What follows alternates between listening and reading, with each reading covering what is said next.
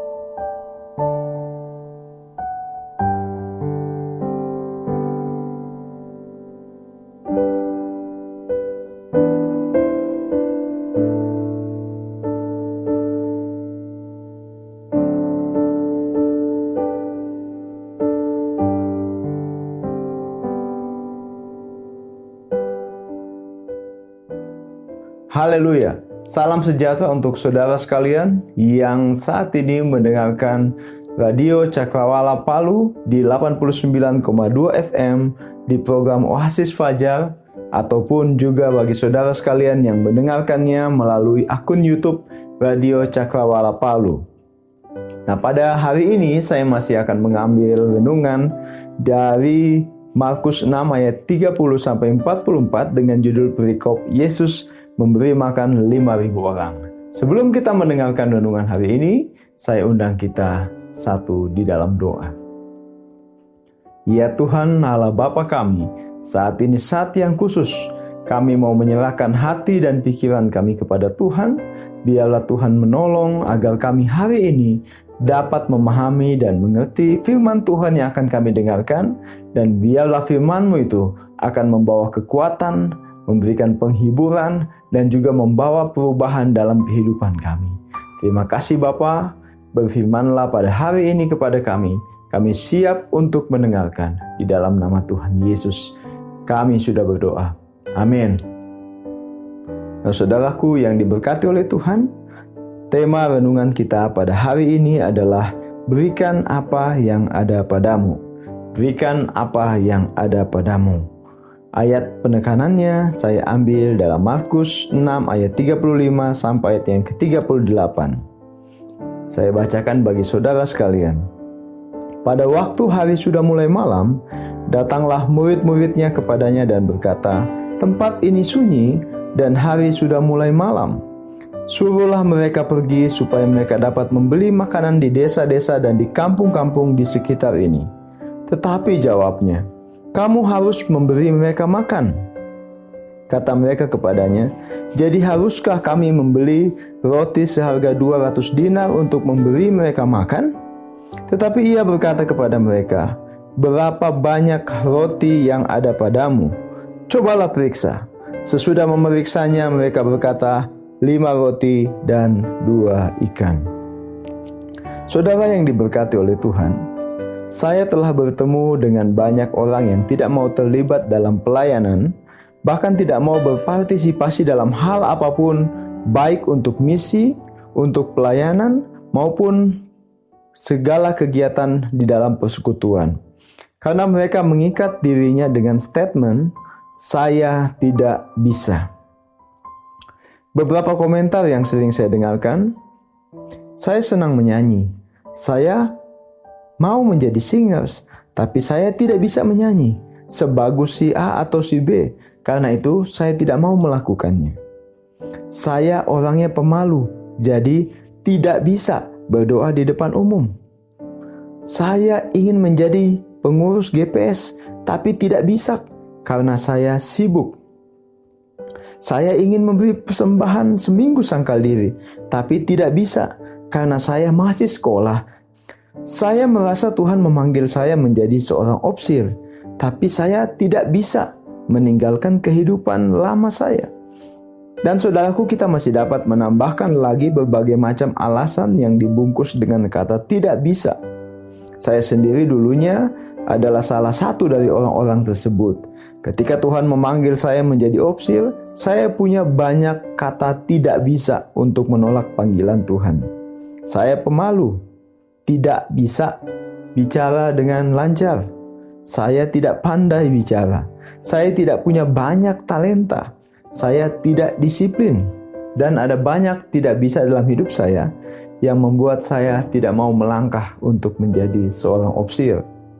Tetapi pada akhirnya saya menjawab panggilan itu dan saya melihat bagaimana Tuhan melengkapi hamba-hambanya yang mau berserah kepadanya untuk mengatasi banyak ketidakbisaan di dalam diri mereka.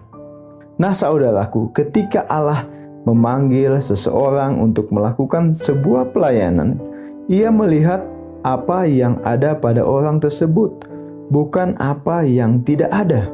Namun sayang, seringkali apa yang ada pada kita tersembunyi oleh kata saya tidak bisa.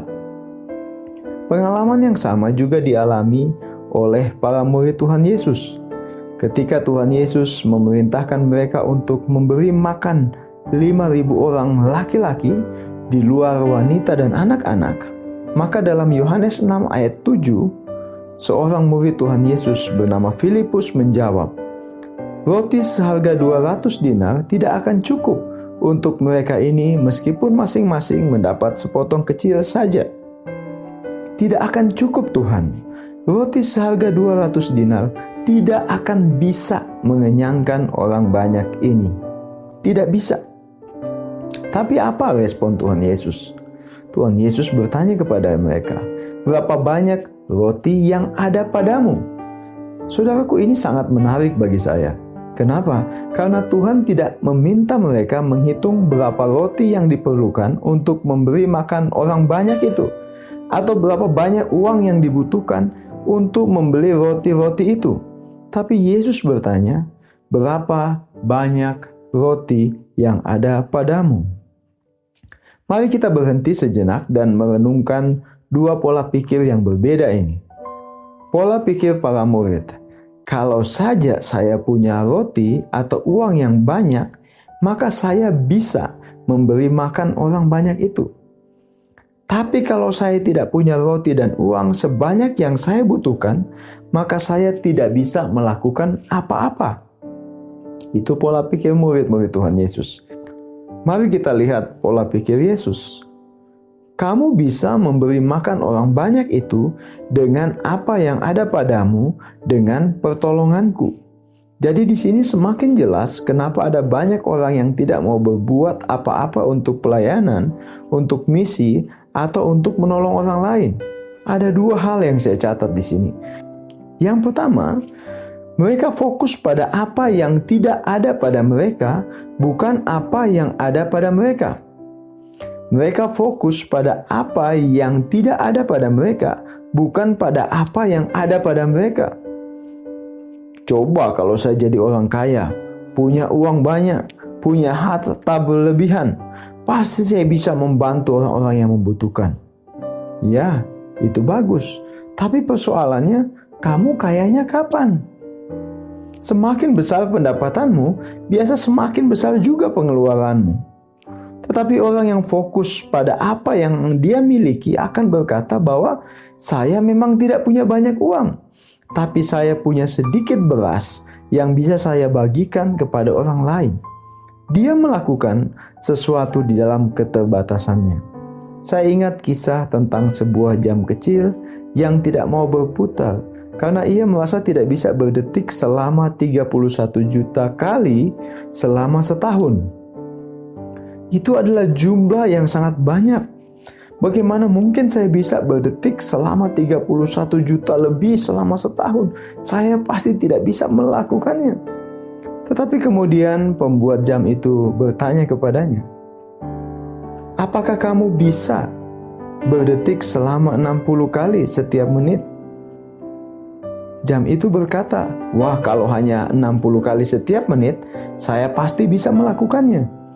Lalu pembuatnya berkata kepada dia, kalau begitu lakukanlah apa yang kamu bisa. Berdetiklah selama 60 kali setiap menit. Dan kemudian jam itu pun mulai berdetik, dan tidak terasa pada akhirnya dia sudah melalui waktu selama bertahun-tahun, yang berarti sudah lebih dari 31 juta kali berdetik setiap tahunnya. Nah saudaraku, jangan pernah takut untuk memulai sebuah kebaikan meskipun itu adalah hal yang kecil. 1000 langkah dimulai dari 1 langkah. Sebuah gunung yang besar terbuat dari jutaan butir pasir dan batu yang kecil. Jangan takut untuk melangkah. Lihatlah apa yang ada padamu dan berikanlah itu untuk kemuliaan Tuhan. Yang kedua, mengapa ada banyak orang yang tidak mau melakukan pelayanan, melakukan misi ataupun menolong orang lain? Karena mereka lebih fokus pada kemampuan dirinya dan tidak bergantung pada kuasa Tuhan. Orang yang merasa saya tidak bisa ini dan itu sudah membatasi kuasa Tuhan untuk bekerja melebihi daripada apa yang sanggup mereka doakan ataupun pikirkan. Lihatlah bagaimana kuasa Tuhan memakai kehidupan Daud, seorang gembala domba yang tidak diperhitungkan, menjadi seorang raja. Bagaimana kuasa Tuhan mengubahkan kegagalan Petrus, seorang yang sudah menyangkal dan tidak mengakui Yesus sebanyak 3 kali. Tapi dengan kuasa Tuhan, dia menjadi seorang pemimpin. Dengan khotbahnya yang luar biasa, dia mampu membawa ribuan orang kepada Tuhan. Lalu bagaimana kuasa Tuhan mengubah kehidupan Saulus, seorang penganiaya jemaat, menjadi Paulus, seorang yang mau menderita bahkan mati untuk Kristus. Nah saudaraku, jangan batasi kuasa Tuhan. Kalau saudara terpanggil untuk melakukan sesuatu bagi Tuhan, lakukanlah itu dan lihatlah bagaimana kuasanya yang ajaib akan menyertai kehidupanmu. Nah, kita tahu bagaimana kisah ini akan berakhir. Kisah 5 roti dan 2 ikan yang ada pada mereka dipakai oleh Tuhan untuk mengenyangkan orang-orang banyak itu. Bahkan mereka pun masih harus mengumpulkan sisa-sisa makanan sebanyak 12 bakul penuh. Artinya, satu orang murid memegang 1 bakul penuh makanan. Setiap murid memegang bakul yang penuh dengan makanan. Keraguan setiap murid dijawab dengan 12 bakul yang penuh dengan makanan. Ini adalah bukti bagi ke-12 murid dan juga bukti bagi kita yang mau menyerahkan apa yang kita punya pada Tuhan, maka Tuhan sanggup mengubahkan apa yang ada pada kita, meskipun itu sangat kecil, menjadi berkat yang luar biasa bagi orang lain. Yang menjadi pertanyaan di akhir renungan ini adalah, berapa banyak roti yang ada padamu, dan maukah engkau memberikannya untuk memberkati orang lain? Tuhan Yesus memberkati kita. Mari kita satu di dalam doa. Ya Tuhan Allah Bapa, terima kasih untuk firman-Mu yang hari ini berbicara lagi kepada kami. Tolong kami Tuhan untuk menjadi orang yang murah hati, yang mau memberikan apa yang ada pada kami untuk orang lain, untuk pelayanan, untuk memuliakan nama-Mu. Tolong kami untuk tidak serakah dan menyimpan semua berkat untuk diri kami sendiri. Tapi tolong kami untuk dapat mengalirkan berkat itu bagi mereka yang membutuhkan. Ya Tuhan Allah Bapa, kami percaya ketika kami memberi, maka hati kami akan dipenuhi dengan damai, sejahtera, dan sukacita. Tolong kami untuk menjadi berkat bagi sesama kami. Terima kasih Tuhan, ini doa kami. Di dalam nama Tuhan Yesus kami berdoa. Amin. Demikian saudara sekalian, renungan kita sudah selesai. Tuhan Yesus memberkati kita. Sampai berjumpa di hari selanjutnya. Haleluya.